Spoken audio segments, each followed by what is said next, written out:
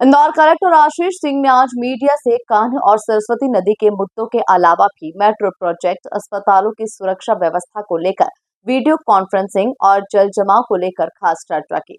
Collector ने कलकत्ता में हुए घटनाक्रम को लेकर भी प्रशासन के अलर्ट होने की बात कही है। वहीं कोलकाता के अस्पताल में हुई घटना को लेकर भी इंदौर के तमाम अस्पतालों में सुरक्षा व्यवस्था बढ़ाने को लेकर चर्चा की गई। इसी को लेकर आज मुख्य सचिव ने वीडियो कॉन्फ्रेंसिंग की और अस्पताल में सुरक्षा व्यवस्था बढ़ाए जाने के निर्देश दिए।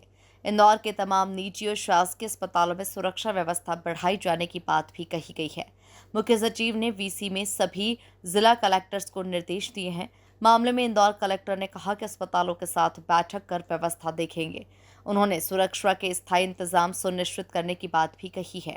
देखिए, आज की जो वीडियो कॉन्फ्रेंस है उसमें माननीय सीएस महोदया के द्वारा 2-3 प्रमुख निर्देश जारी किए गए हैं। खासतौर पर जो कोलकाता की घटना हुई है हॉस्पिटल वाली, उसको देखते हुए सभी हॉस्पिटल्स में सुरक्षा व्यवस्था की चाक-चौबंद व्यवस्था हो, ये सुनिश्चित करने हेतु निर्देशित किया गया है। पूर्व में हमारे द्वारा कुछ मीटिंग्स लेके निर्देश जारी किए गए हैं, लेकिन आगामी शनिवार को 12 बजे ICTSL में जितने भी हमारे 100 बेड से अधिक के प्राइवेट और शासकीय दोनों अस्पताल हैं, उनके लोगों को बुलाया जाएगा। उनसे चर्चा करी जाएगी कि क्या क्या और चीज़ें आवश्यक हैं safety security point of view से। उसके आधार पर हम लोग काम करेंगे। सभी हॉस्पिटल्स का एक सिक्योरिटी ऑडिट करने हेतु भी निर्देशित किया गया है, जिस पे हम लोग आगे काम करेंगे। इसके साथ साथ राजस्व महाअभियान, जल जीवन मिशन तथा अन्य जो शासकीय स्कीम्स है उनकी मॉनिटरिंग की गई है। राजस्व महाअभियान समाप्ति की ओर कुछ दिन बचे हैं, हम कहाँ स्टैंड कर रहे हैं सर? देखिए, राजस्व महाअभियान में बहुत अच्छा प्रदर्शन इंदौर जिले की तरफ से हुआ है। और अगर हम लोग बात करें पुराने जितने भी अविवादित या विवादित नामांतरण के बंटवारे के अभिलेख दुरुस्ती के 100% केसेस जो समय सीमा से बाहर थे, उनका निराकरण किया जा चुका है।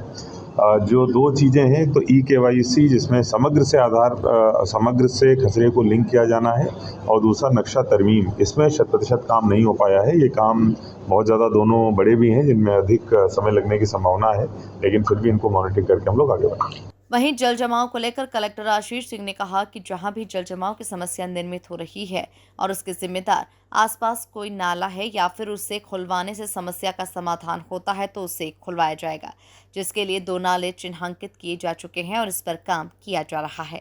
जहां पर भी जलभराव की स्थिति निर्मित होती है और उसके आसपास कोई नाला हमें लगता है कि कवर करने की वजह से स्थिति निर्मित हो रही है, तो उसको खुलवाने का प्रयास हमारे द्वारा किया जा रहा है। 2 नाले चिन्हांकित करके उस पर हमने काम करना शुरू किया है। भविष्य में आगे और भी अगर नाले इस तरीके के आइडेंटिफाई होते हैं, उन पे हम लोग काम करेंगे। अगर किसी कॉलोनी के द्वारा उसको ढका गया है तो कॉलोनी से ही उसको ठीक कराया जाएगा, वरना नगर निगम से आगे की कार्रवाई करी जाएगी। इंदौर की कान्ह और सरस्वती नदी को लेकर कलेक्टर ने कहा कि कुल 3000 अतिक्रमण चिन्हित किए गए हैं।